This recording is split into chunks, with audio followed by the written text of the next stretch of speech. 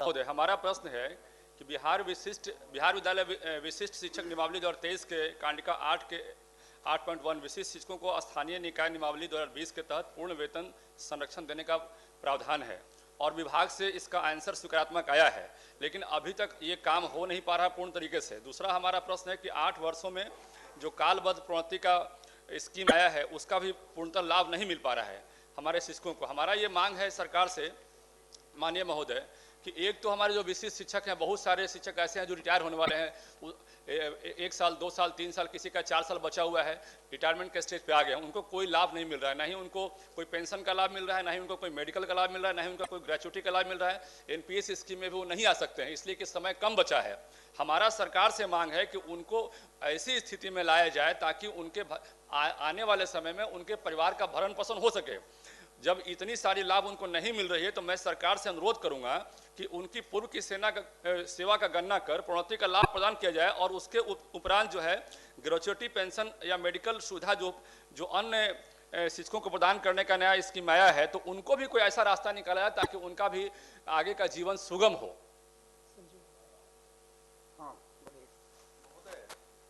माननीय सदस्य का जो प्रश्न है उसके आलोक में मैं जानकारी देना चाहता हूं। विभाग ने प्रोन्नति के लिए पत्र निकाल दिया है, लेकिन सभी जिले में अपनी अपनी मर्जी से कोई निकाल रहे हैं या कोई नहीं निकाल रहे हैं।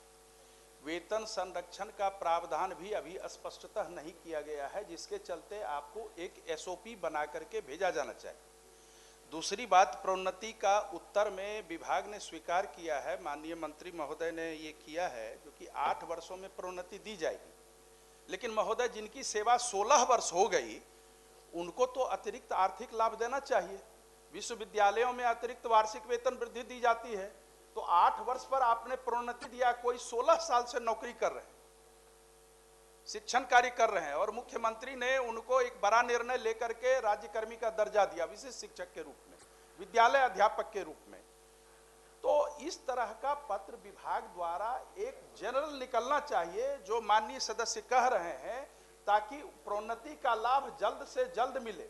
अन्यथा वो सेवानिवृत्त हो जाएंगे तो कितने दिन तक वो दौड़ेंगे वहां कार्यालय, इसका कोई लेखा जोखा नहीं है। इसीलिए उसको धरातल पर लाने के लिए मंत्री महोदय पत्र यहां से जाना चाहिए। 1 मिनट प्रोफेसर।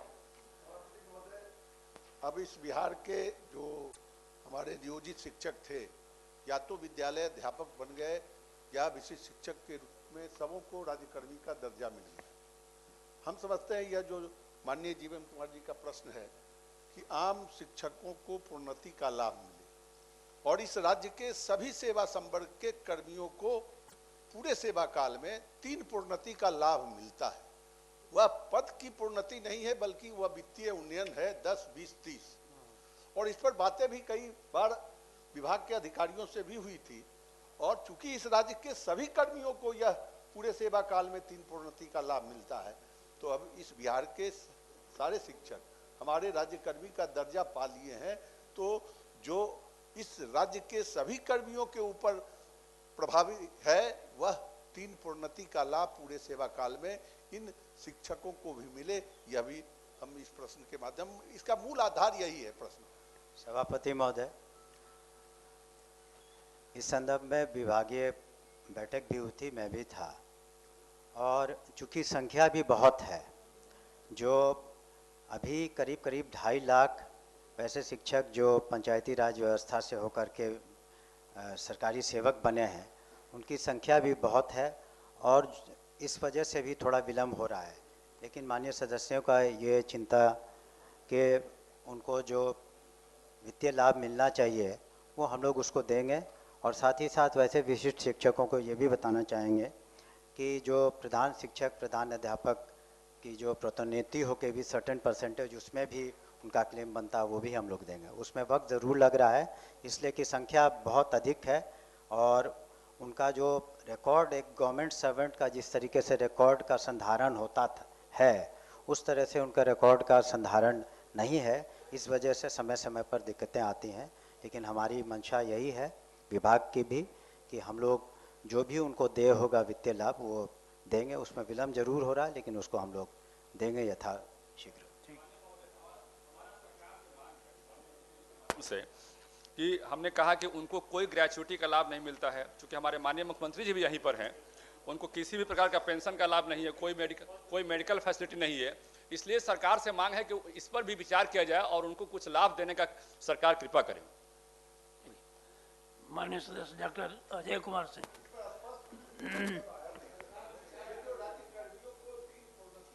पूरे राज्य के राज्यकर्मियों को मिलता है। हम वही बात कर रहे हैं कि इसके पत्र जारी होना चाहिए कि वित्तीय उन्नयन का लाभ इन राज्यकर्मी हुए शिक्षकों को भी मिलेगा। यह तो बात बतानी चाहिए। चलिए ठीक है। डॉक्टर अजय कुमार सिंह जी, उत्तर प्राप्त है। उत्तर में इन्होंने माना है कि बिहार के स्कूलों में अंशकालिक शारीरिक शिक्षकों की नियुक्ति आरटीई 2009 के तहत पात्रता परीक्षा के आधार पर हुई। मैंने जो उत्तर में मूल बात कही थी, मैंने जो मांगा था, प्रश्न किया था कि अगर उपयुक्त खंडों के उत्तर स्वीकारात्मक हैं तो क्या सरकार नई शिक्षा नीति और शारीरिक शिक्षा की महत्ता को देखते हुए राज्य के सभी स्कूलों में शारीरिक शिक्षा अनुदेशक या शारीरिक शिक्षक की पूर्णकाली नियुक्ति का विचार रखती है? यदि हाँ तो कब तक? तो उत्तर में महोदय स्पष्ट नहीं है कि ये नियुक्ति का विचार रखते हैं।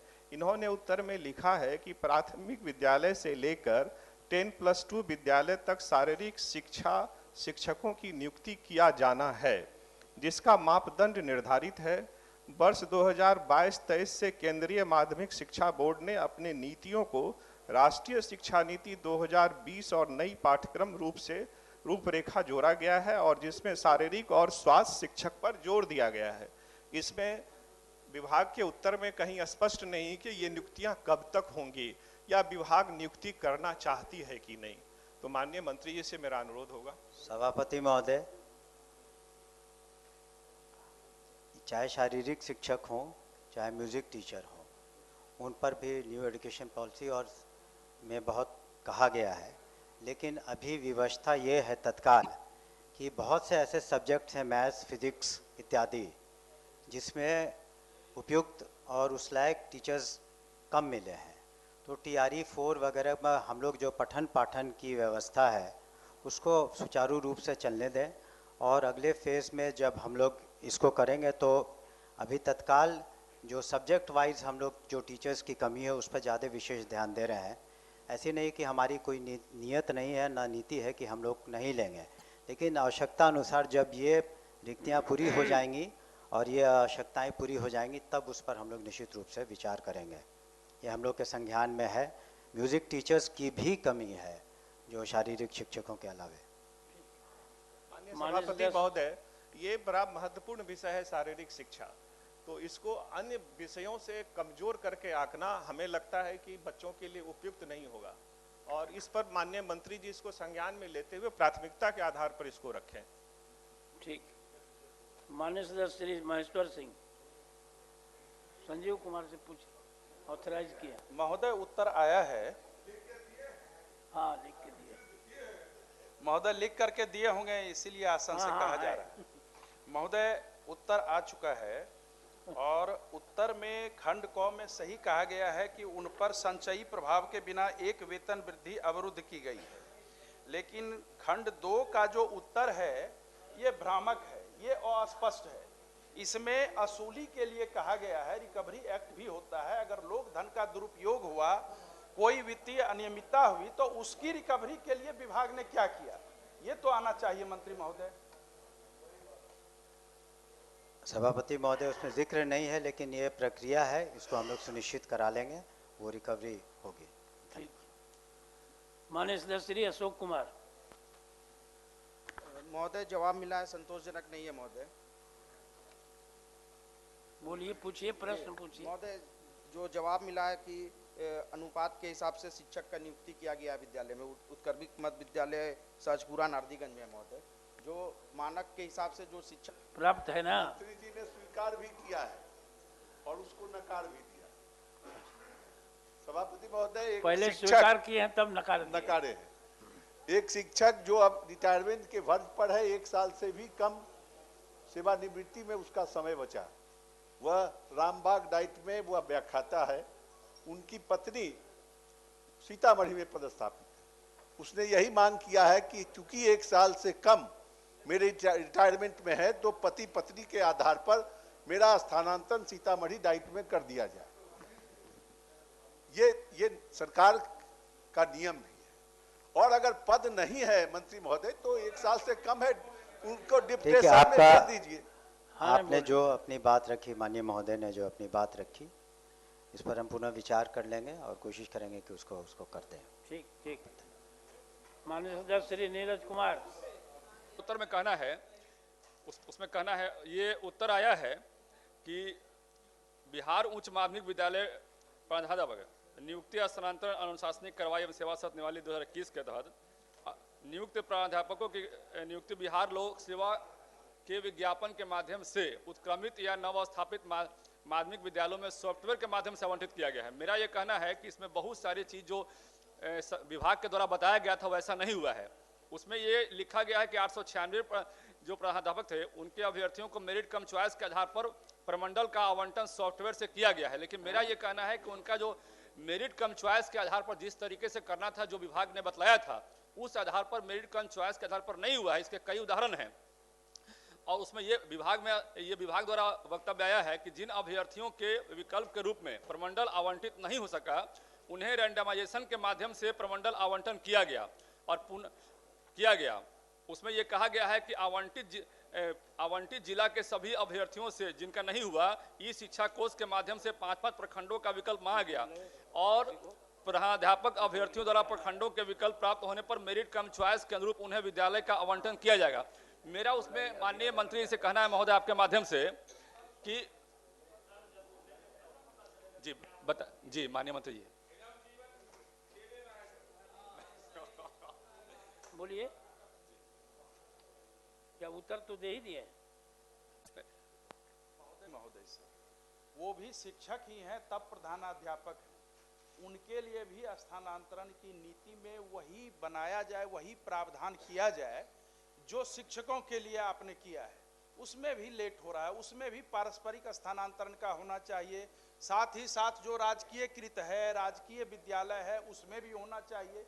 प्रथम पदस्थापन आपकी बाध्यता थी, चूंकि न्यायादेश था, प्रथम पदस्थापन में बाध्यता थी आपकी जो कि हम करें उसी में उत्क्रमित में, लेकिन अब उसको करना चाहिए। उसमें 300-300, 400-400 किलोमीटर दूर हो रहे हैं, तो ये महोदय करना जरूरी है।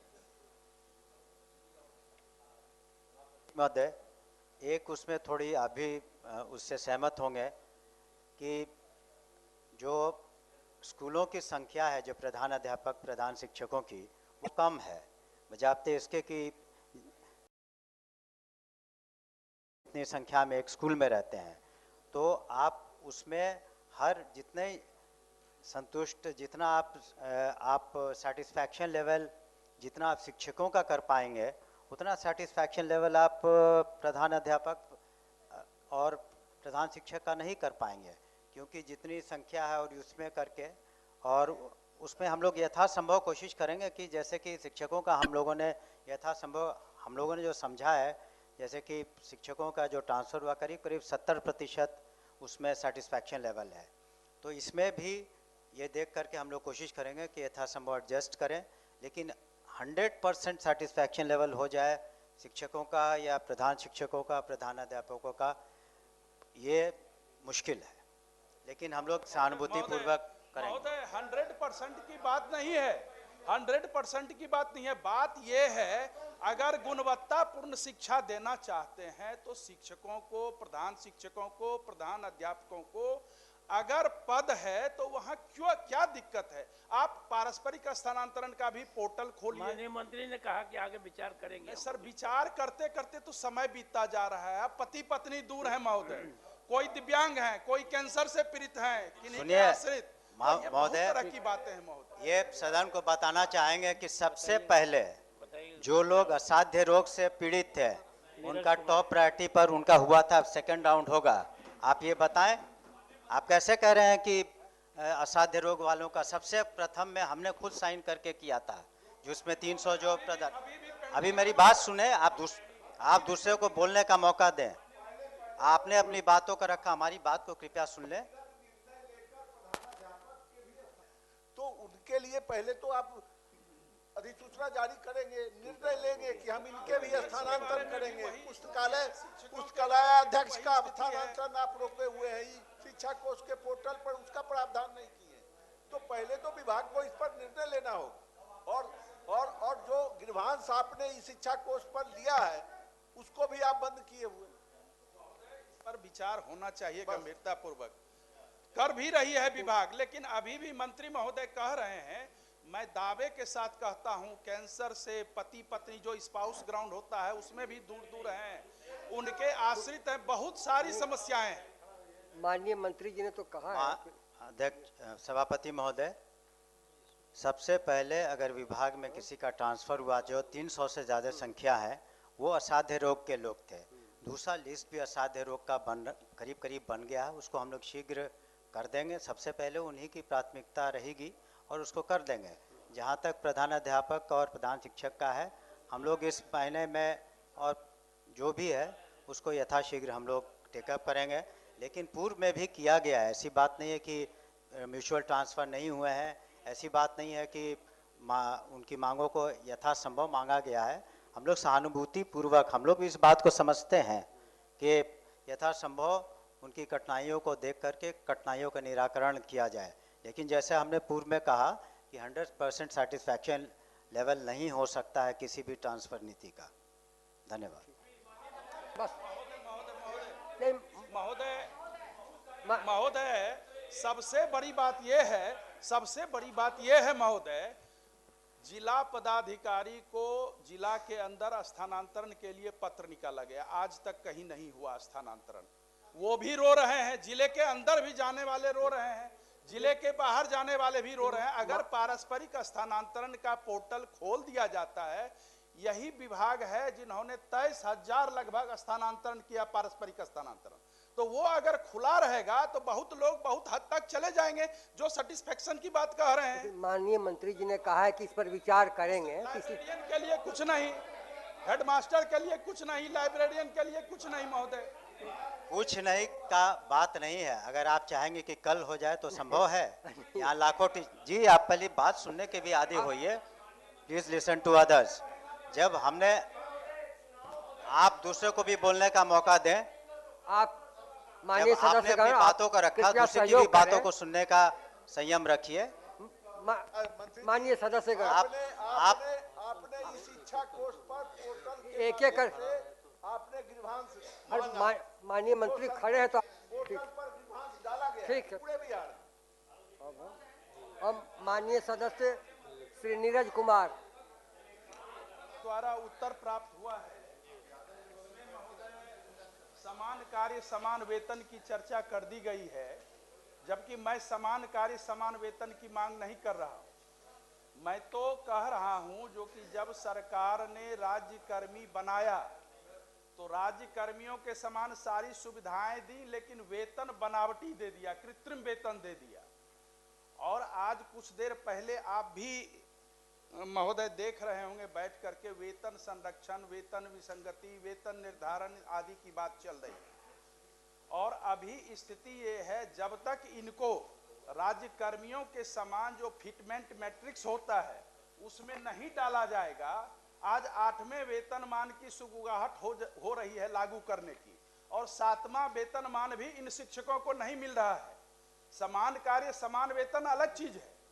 मेरी जो मांग है उसमें मंत्री महोदय ये है, अगर उनको राज्य कर्मी वाले फिटमेंट मैट्रिक्स में दे ही दीजिएगा, जब प्रोन्नति आप दे रहे हैं दीजिएगा ही, एमएससीपी के बारे में आप कह रहे हैं कीजिएगा ही, तो उनको अगर उस मैट्रिक्स में उस वेतन संरचना में डाल दीजिएगा, कभी कोई वेतन विसंगति नहीं होगी और सदा के लिए ये विवाद जो है खत्म हो जाएगा।